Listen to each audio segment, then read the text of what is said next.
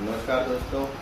अभी हमारे देश में जैसे ही पार्लियामेंट के चुनाव हुए हैं, लोकसभा के चुनाव हुए हैं, तो उसके मद्देनज़र मैं आपको बताना चाहता हूँ कि लोकसभा के चुनाव होने के बाद सरकार को किस तरीके से बनाया जाता है, गठित किया जाता है। देखिए, बहुत से लोगों को जिनसे मैं मिला हूँ, मैंने देखा है कि उन लोगों को बड़ी कन्फ्यूज़न है।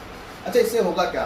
देखो, हम अगर एजुकेट होंगे, हमें पता होगा कि सरकार किस तरीके से बननी है, तो हम उसको और अच्छे तरीके से चुन सकेंगे। ठीक है ना? हम अपनी एजुकेशन को लगा सकेंगे अपने वोट देने के अधिकार के अंदर। देखो, वोट दिया हमने, पर क्या हमने अपना वोट बड़े सोच समझ के दिया? तो उसको समझने के लिए हमें पहले ये समझना पड़ेगा कि हमारे वोट से असली में होता क्या है। तो देखिए दोस्तों, सरकार जो चलती है, ऐसा था कि एक व्यवस्था बनाई गई कि इस देश को किस तरीके से चलाना है। तो इस देश को चलाने के लिए एक व्यवस्था बनाई गई कि हमने कहा कि भाई हमारे कुछ चुने हुए नुमाइंदे जो होंगे वो जाके इस देश को चलाएंगे। अब वो इस देश को किस तरीके से चलाएंगे? तो हमने यहाँ पर देश चलाने के लिए बनाई संसद, जिसको हम पार्लियामेंट के नाम से जानते हैं। अब इस पार्लियामेंट के दो पार्ट हुए, एक हुआ लोकसभा और दूसरा हुआ राज्यसभा। अब इस लोकसभा और ये जो राज्यसभा है, देखिए, जो लोकसभा है ये नॉन परमानेंट हाउस है। नॉन परमानेंट हाउस का मतलब क्या है कि इसको डिसॉल्व किया जा सकता है। डिसॉल्व का मतलब है इसका खंडित किया जा सकता है। जबकि राज्यसभा एक परमानेंट हाउस है, इसको कभी भी खंडित नहीं किया जा सकता। अच्छा, ये प्रोविजन भी इसलिए बनाया गया कि भाई अगर ये खंडित हो भी गई तो देश चलाने के लिए कुछ तो होना चाहिए ना हमारे पास। तो वो राज्यसभा हमेशा परमानेंटली वहाँ पर वर्क करती रहेगी, उसकी कोई समस्या नहीं रहेगी। अब देखिए, राज्यसभा के इलेक्शन थोड़े अलग होते हैं, इसके बारे में हम अभी डिस्कस नहीं कर रहे हैं। मैं आपको डायरेक्ट इलेक्शन की बात बता रहा हूँ जो लोकसभा में होते हैं। राज्यसभा में इनडायरेक्ट इलेक्शन होते हैं कि जिनको हम लोग लोकसभा में चुनकर भेजेंगे वो लोग राज्यसभा के मेंबर्स को चुनते हैं। ठीक है? या जिनको हम विधानसभा वगैरह के अंदर भेजते हैं वो लोग इन जो राज्यसभा के मेंबर होते हैं इनको चुनते हैं। अब देखते हैं लोकसभा की। पहले मैं आपको कंपोजिशन समझा देता हूँ। देखो, लोकसभा के अंदर टोटल सीट्स इस समय 543 है। ठीक है? वैसे इसके पास 550 सीट्स है, बट 7 पर जो है चुनाव इलेक्शंस नहीं हो पाते हैं, वो पीओके के अंदर है। तो जब कभी पीओके हमारा हिस्सा होगा तो हम इन 7 सीटों पर भी इलेक्शन करवाएंगे। सो 550 में से 7 गए, 543 सीट्स पर इलेक्शंस होते हैं। इसी तरीके से मैं आपको राज्यसभा की कंपोजिशन समझा देता हूँ। राज्यसभा में भी टोटल सीटें जो है हमारी वो 250 है। ठीक है? बट इसमें भी सब पर जो है इलेक्शंस नहीं होते हैं। कुछ सीटें इसके लिए जो रिजर्व रखी हुई हैं पीओके के लिए। इसमें 12 लोग नॉमिनेट होते हैं। इसमें भी पहले नॉमिनेशंस होती थी, बट अब नॉमिनेशंस को खत्म कर दिया गया है। अब इसमें सारे ही लोग चुनकर आते हैं। अब मैं आपको समझाता हूँ। देखो, कंपोजिशन आपको समझ में आई कि यहाँ पर 543 सीट्स है। अब ये सीट्स ऐसे नहीं है। अब ये सीट्स कैसे है मैं आपको समझाता हूँ।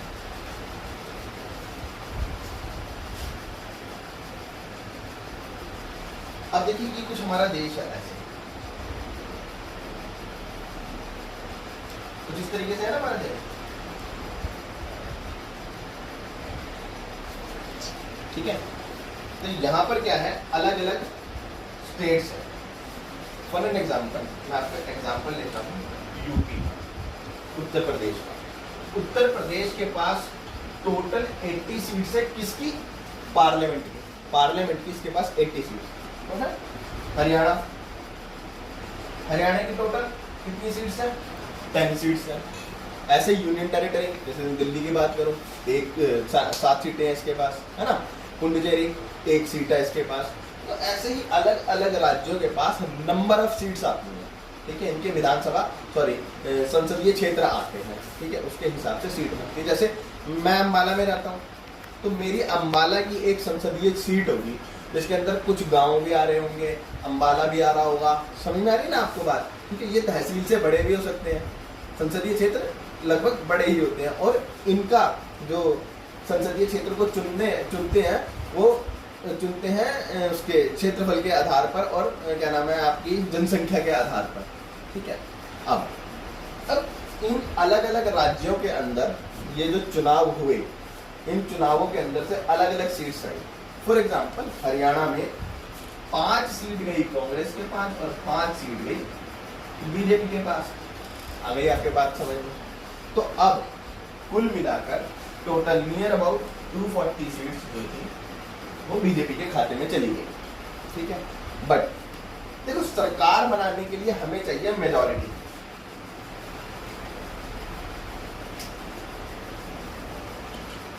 सरकार बनाने के लिए मैंने आपको बताया 543 टोटल सीट्स है। अब हम 543 को 2 से डिवाइड कर देंगे, तो इसको 2 से डिवाइड करेंगे तो नियर अबाउट कितना आएगा, 2 to the 4, 2 7 the 14 और 2 6 the and 2 1 the 2.5, तो कितना हो गया 272। ये हमारी मेजॉरिटी सीट्स हो गई। तो यानी जिस किसी पार्टी के पास ये 272 सीट्स होंगी वो गवर्नमेंट फॉर्म कर देगा। ठीक है, सिंपल सा ये गणित है, सिंपल सा ये मैथमेटिक्स है। अब प्रॉब्लम क्या होगी कि किसी के पास भी ये 272 सीट्स नहीं है, बट सबसे मेजर पार्टी जैसे मान लेते हैं बीजेपी, इसके पास नियर अबाउट 240 सीट्स आ गई। तो ये 272 नहीं है, ये सरकार नहीं बना सकते।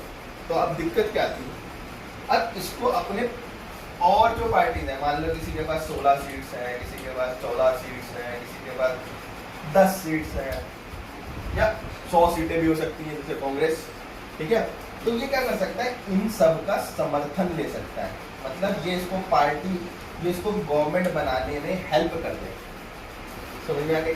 अब वो बात की है कि भाई वो हेल्प क्यों करेंगे, उनके क्या फायदे रहेंगे, क्या नुकसान रहेंगे, मैं उसमें नहीं जाना चाहता। ठीक है, पर ये टोटल जब 272 कर लेगा तो गवर्नमेंट फॉर्म हो जाएगी।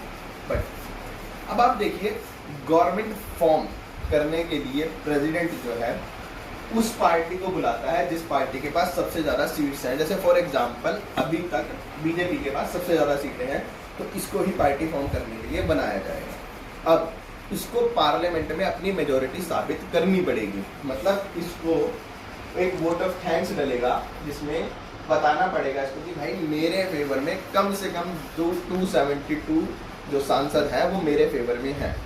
अगर ऐसा हुआ तो ये अपनी गवर्नमेंट फॉर्म कर सकते हैं। अब ये गवर्नमेंट किस तरीके से फॉर्म करेंगे, ये जो हमने चुने हुए अपने पार्लियामेंट्रीज भेजे हैं, ये अपना एक नेता चुनते हैं जिसको प्राइम मिनिस्टर बोला जाता है, और ये पीएम क्या है, अपनी कैबिनेट चुनते हैं। कैबिनेट को हिंदी में बोलते हैं मंत्री परिषद। ठीक है, तो ये मंत्री परिषद की संख्या जो होता है वो प्राइम मिनिस्टर के ऊपर होती है, वो कितनी रखे, ज़्यादा भी रख सकते हैं, कम भी रख सकते हैं, इसका कोई निर्धारित नहीं है कि भैया इतनी ही रखनी है।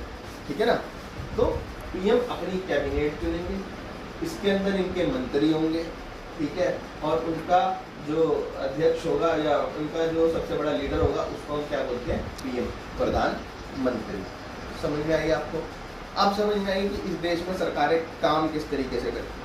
जब कोई भी कानून बनाना होगा तो ये कैबिनेट और ये प्राइम मिनिस्टर मिलकर ही कानून को फॉर्मुलेट करते हैं, बनाते हैं।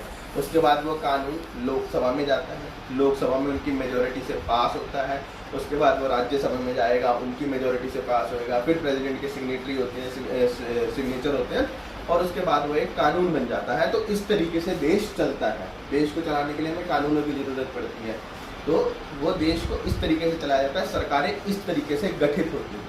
ठीक है, अब मैं बड़ी जिम्मेवारी से आपको एक बात कहना चाहूँगा कि जब कभी भी हम अपना वोट का अधिकार इस्तेमाल करते हैं, किसी को भी वोट डालने जाते हैं, तो हम ये हमारा अपना एक दायित्व बनता है कि हम अपने आप को इतना एजुकेट करें, हमें इतना पता होना चाहिए कि क्या हम जिसको चुनने जा रहे हैं वो हमारे लिए अच्छा है। हमारे लिए कहने का मतलब कंट्री के लिए अच्छा है। देखिए, आप कभी भी अपने आप को फर्स्ट मत रखिए, आप हमेशा अपनी कंट्री को फर्स्ट रखिए, आप हमेशा अपने देश को फर्स्ट रखिए।